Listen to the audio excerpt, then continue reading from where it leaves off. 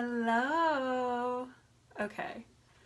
Man, sometimes if y'all saw what I go through every time I try to set up a live, you'd never listen to a word I said because you'd be like, this chick doesn't know what she's doing. I'm sitting here, I have tape. I'm about to tell you how to take better photos. And here I am taping my iPhone onto a selfie stick, onto my light, and just making a big mess out of life. So you'd be like, yeah, no, I'm never going to trust her again. If you really saw what I put into my background and how I do it.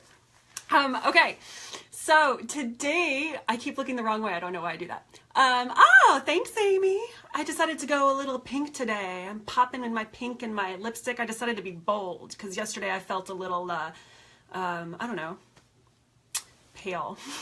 So I'm going for bolder today. All right, today, I say tonight because anybody in Nashville, it is dreary AF outside right now, and it's a little disappointing, and it feels like it's 9 o'clock at night, and it's barely past 1. I can't even believe this.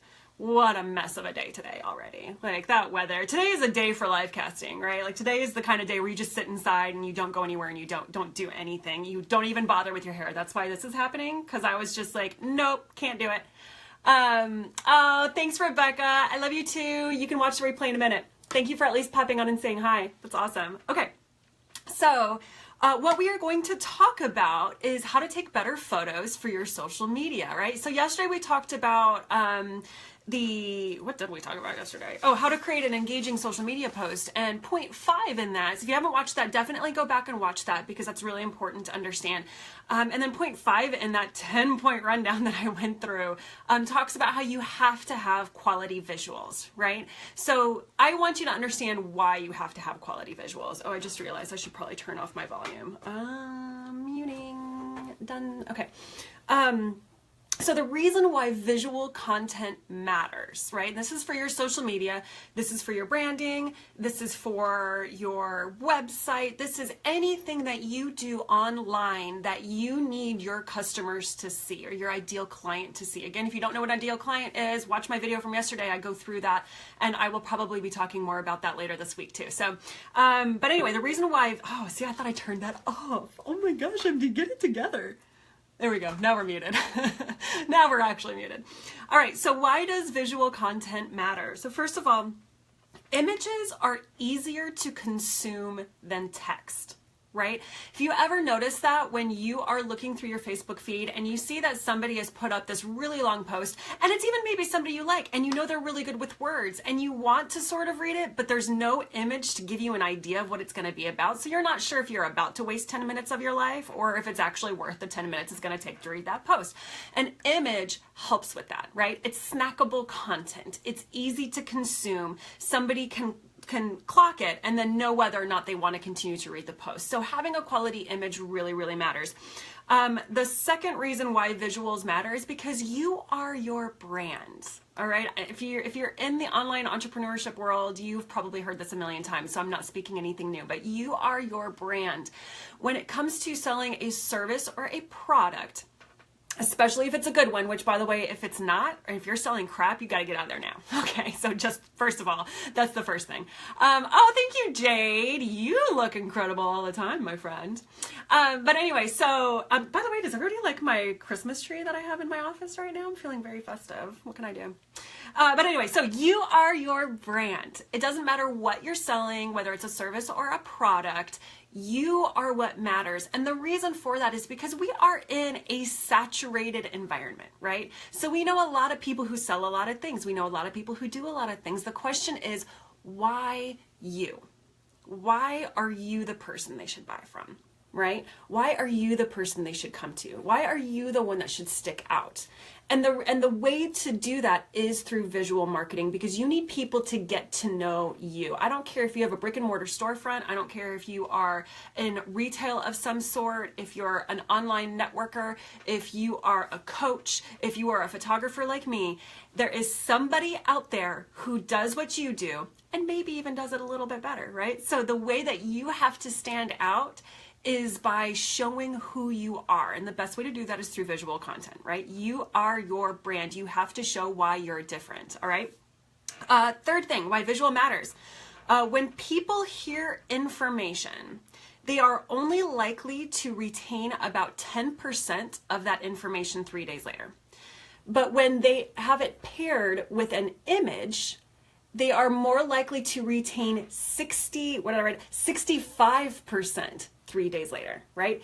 Images are imprinted so much more in our brains. You see that with branding everywhere. You see the golden arches when you're on the highway and you know that McDonald's is right around the corner. You see that green Starbucks sign and your mouth starts to water because you're like, yes, bring me my mocha frappuccino, back when I used to be able to have those. And so that's like, visual branding matters because you can see it instantly, you recognize it instantly, and you are more likely to connect with it and remember it 65% better. All right. So visual branding matters, visual marketing matters. So I just wanted you guys to understand that first before I get into why or how to take better photos, because you really need to understand the background behind it, right?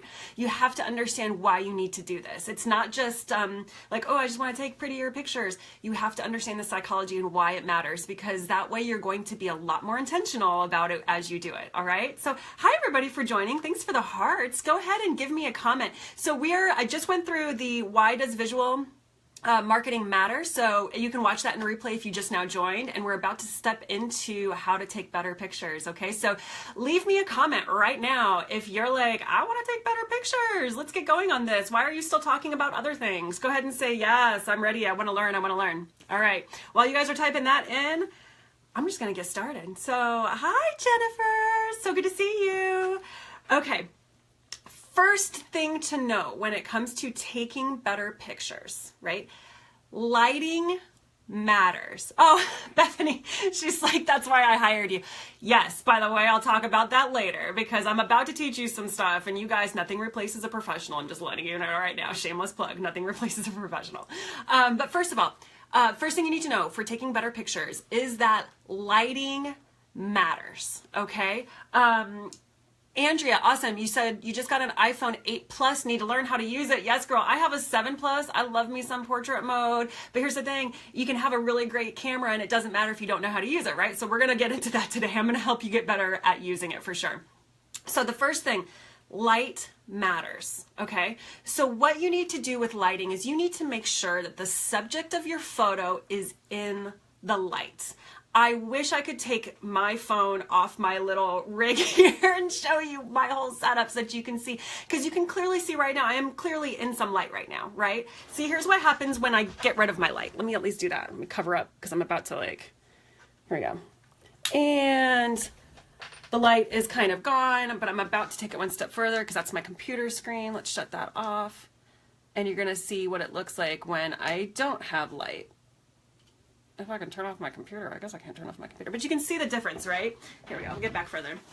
There we go. So you can see the difference between what happens when you have a really good quality light. And I mean, the Christmas tree is starting to look a little bit better, but the camera has degraded. It doesn't look as good. I have like weird light on my face over here, not enough light over here, and it makes a really big difference, right? So that's why I use my studio lighting, so that you guys can see me, so that I'm a really clear, crisp, vibrant image, right? So that people can see how pretty my pink shirt is. That's why you want to have people in light, okay? So light matters. And you always want your subject to be in the light. And what I would suggest for amateur photographers, which, you know, obviously professionals, it's a little bit more fun to play with some light and to do things a little bit different. But as long as you would consider yourself an amateur and you're just trying to get better with your smartphone, what I highly suggest doing is always having the light full on in the front, okay? Don't worry about dynamic lighting. Don't worry about backlighting. Professionals, we really can. We do have the equipment. We have the eye. We have the ability to make that kind of stuff look really baller. But when you're just using your iPhone and you're using it to the extent that it can be used, it's really good to just have full on front lighting. We actually call that glamour lighting, old Hollywood style. It's called glamour lighting. And news stories are popping up. There we go. It's called glamour lighting, and it's also called ring lighting. And like when you have full on front, well, maybe I shouldn't say that. I'm not going to confuse things. We're just going to say, we're going to call it glamour lighting, all right? So it's full on front glamour lighting. You can get this, some of you have already heard me talk about this before, but you can get this really easily if you put the subject of your photo in front of an open window or an open door.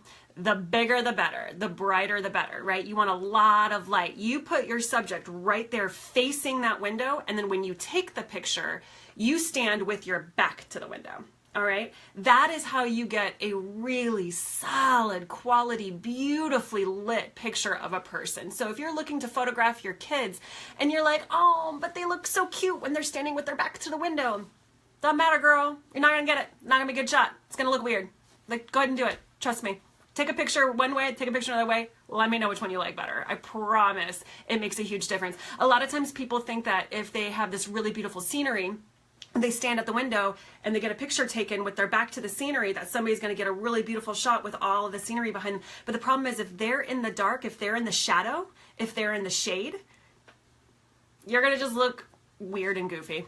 So it's a very technical term, weird and goofy.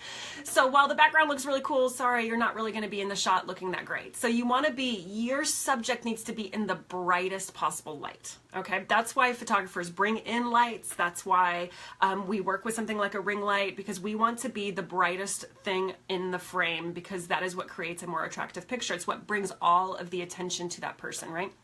It also allows the shutter on your camera. So it's called a shutter. Whether you're using a smartphone or a regular camera, it really doesn't matter. It's still considered a shutter. The more light you have, the faster it clicks, the faster it works. This is what allows you to capture a little bit more movement, or to capture something in the middle of it. Have you ever noticed that if it's a little bit darker, if you're in a darker area, or if you're shooting in the shade, or if you're shooting in a shadow, and your kid just goes running by and you're trying to get a picture and all you see is just the streak of blurriness? That is what happens when you don't have enough light, right? Your camera needs a lot of light to be able to click off that shutter fast, all right? So that's why having really, really bright light matters. That's why it's good.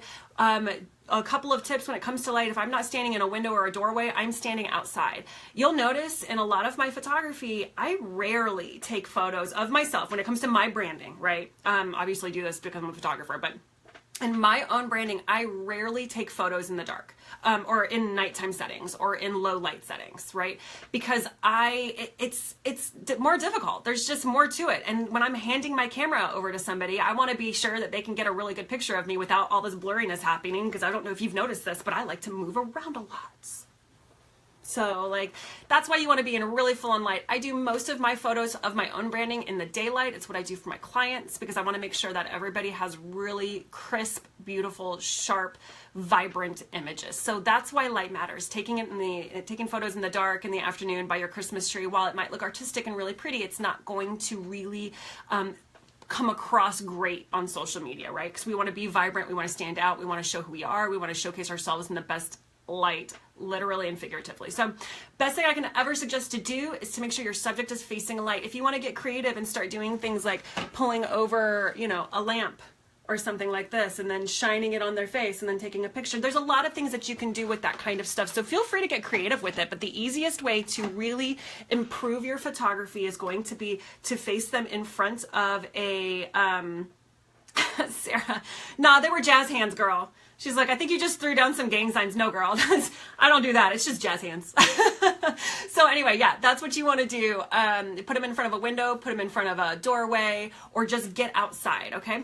The other thing to remember about light is that if you are outside, people think that maybe going underneath shade gets better light. It doesn't, right? If you've ever noticed that if you go stand in some shade, thinking, oh, this will be better, you start to see these raccoon circles under eyes, right? Like, because that's not actually better. You just lost all of your overhead light. And really what you want to do is have directional light. You want the light to be just full on the face. You want it to be right there, right in front of your subject. So the best thing that you can do when you're outside in those situations, if you don't want to stand in broad sunlight because squinty eyes, nobody likes really bright sunlight either, is find something called open shade.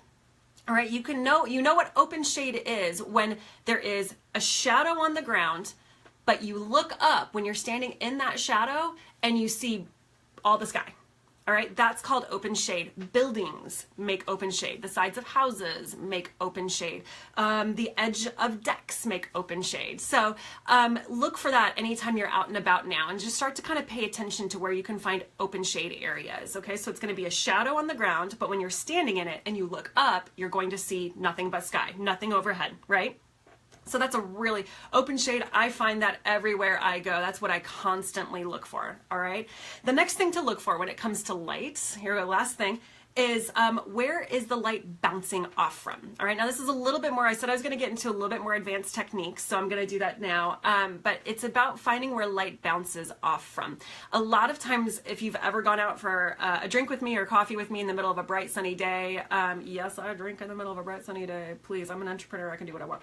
But whenever you, if you ever have gone out with me and I've been sitting there just like staring at you like, oh my gosh, like with this like look on my face and it gets really, really weird and really, really creepy, it's because I see light reflecting on your face, right? So I get so distracted by that. I did it to Bethany. I don't know if you're still on, Bethany. I did it to her. I saw light reflecting off and hitting her face so perfectly and I was like, I have to photograph you. Like I felt like Rose on Titanic, like, you know, she's like, draw me like one of your French girls, Jack. Like I feel like I do that to people. Like I'm like, hold on, I have to sketch you. You look gorgeous in this light.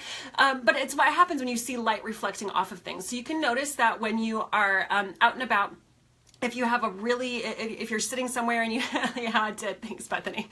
But if you're sitting somewhere and you see light hitting a person where they are the brightest thing there, that's a great time to take a picture. That's when you should just start having a really quick mini photo shoot, right? When light is reflecting off of another surface onto it. Obviously, light reflects off of mirrored surfaces or windows, or white or bright colored walls, or not bright colored walls, but like light color, like light gray, white, that kind of stuff. If it's a black wall or if it's a painted wall, it's probably not going to reflect that much. I try, it just doesn't work. Those colors soak up all of the light and don't reflect it. So you want to make sure it's a light colored surface when you're using a reflection like that. So those are just things I want you guys to keep in mind as you're out and about when you're searching for light. That's how you can find light. Okay, so if you're ever out with me, let me know because I'll point out light all over the place. It's just, it's become what I do now. I don't even think about it. It's something that I do. So you have to practice it and you have to get better at finding it. Once you find it, take those pictures. Take them with your phone, take them with your camera, take them however you want to. So light is really, really important. Here we go, number 2 of 4. That one was the longest one just because light has a lot to do with it. But number 2, a good way to make your photos better is through composition. Okay, so composition is where does your subject fall on the grid of your canvas, essentially, right? So something that makes composition a little bit more interesting is called rule of thirds, all right? So the rule of thirds is when you have your subject on the third panel, like if you cut it in thirds, like here's 1, there's 2 and 3. When your subject is, thanks Melissa, when your subject is on the quadrant of the rule of thirds, it just makes it a little bit more dynamic, right? Because now you're like, ooh, why is there all this negative space over here? Doesn't she look so interesting while she sits there, you know? And the same thing happens over here. So I have my tree over here on this side. I am now, ooh, my chair. I am now on this side. It just kind of makes it a little bit more interesting or a little bit more dynamic as far as how to look at it.